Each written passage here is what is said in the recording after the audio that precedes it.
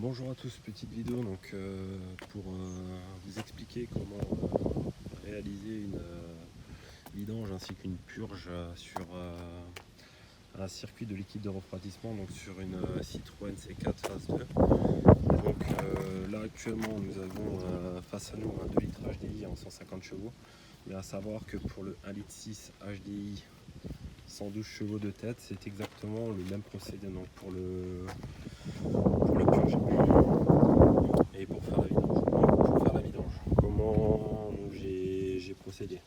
Pour commencer, j'ai commencé par ouvrir donc, le bouchon de mon vase d'expansion qui se trouve ici.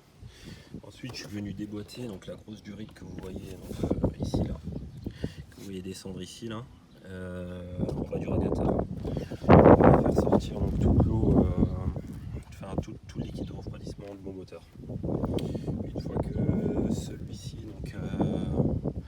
était vide, donc j'ai remboîté donc la durite que vous pouvez voir là. Puis j'ai ouvert donc les deux vis de purge.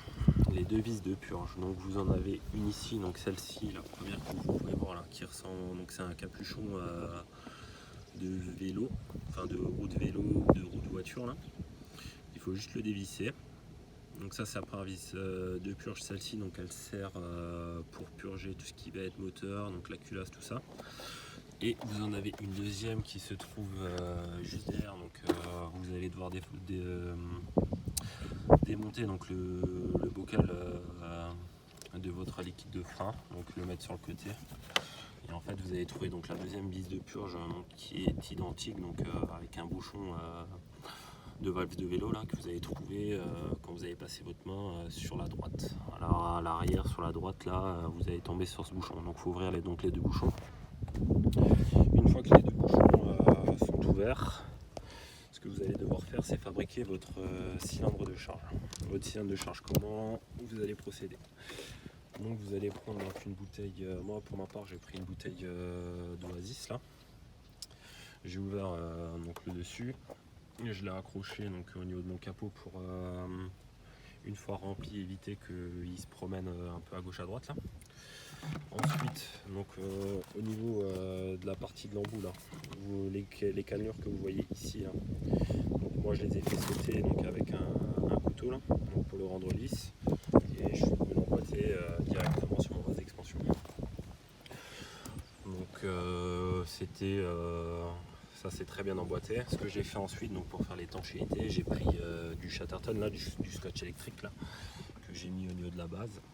Donc j'en ai quand même mis assez pour être sûr d'avoir une bonne étanchéité. Une fois que j'ai fabriqué mon cylindre de charge maison, ce qu'il va falloir faire, c'est commencer à remplir votre cylindre de charge maison là, avec du liquide de refroidissement doucement. Une fois que vous allez donc remplir doucement votre cylindre de charge, donc le liquide de refroidissement va passer par les durites, va venir remplir le radiateur que vous avez ici, passer au niveau de cette durite et arriver par la vis de purge. Une fois que vous allez avoir du liquide de refroidissement qui va sortir de votre vis de purge, vous allez se laisser couler pendant 4-5 secondes là, histoire de bien chasser toute l'air, et vous allez venir déposer, donc, reposer plutôt votre bouchon de valve là sur votre vis de purge. Ensuite, donc, vous allez continuer doucement à remplir donc, votre cylindre de charge, et même procédé pour la vis de purge qui se trouve au fond derrière.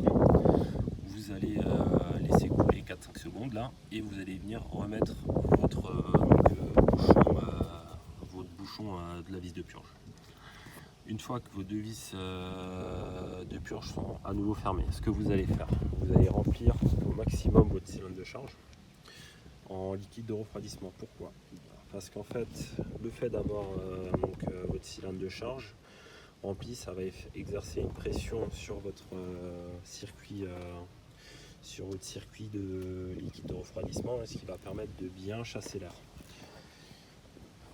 Vous verrez de toute façon donc, sur la prochaine étape. Donc la prochaine étape, en fait, ce que vous allez faire, vous allez démarrer votre moteur. Vous allez mettre le chauffage à fond, ventilation et en température à fond, et vous allez laisser tourner au ralenti. Vous allez laisser tourner. jusqu'à ce que vous allez voir jusqu'au déclenchement donc, du ventilateur. Une fois que le ventilateur il se déclenche, que la voiture arrive à 90 degrés, donc vous allez accélérer entre 2500 et 3000 tours, vous allez rester accéléré jusqu'à ce que vous allez voir que en fait, vous allez avoir une petite fumée là qui va sortir au niveau de votre cylindre de charge là. Et vous allez voir des bulles. En fait, vous allez voir les bulles remonter dans votre cylindre de charge. Donc à la fin de la vidéo, je vous ferai un montage là d'une petite vidéo assez courte là où donc vous verrez donc les bulles sortir par le cylindre de charge. Une fois que cette opération donc, elle est terminée, logiquement votre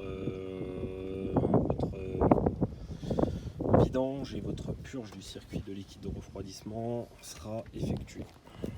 Donc pour aider moi, pendant que la voiture est en train de chauffer, pour aider à purger le circuit de liquide de refroidissement, ce que j'ai fait, c'est qu'au niveau du radiateur, donc il y a la durite là, en fait,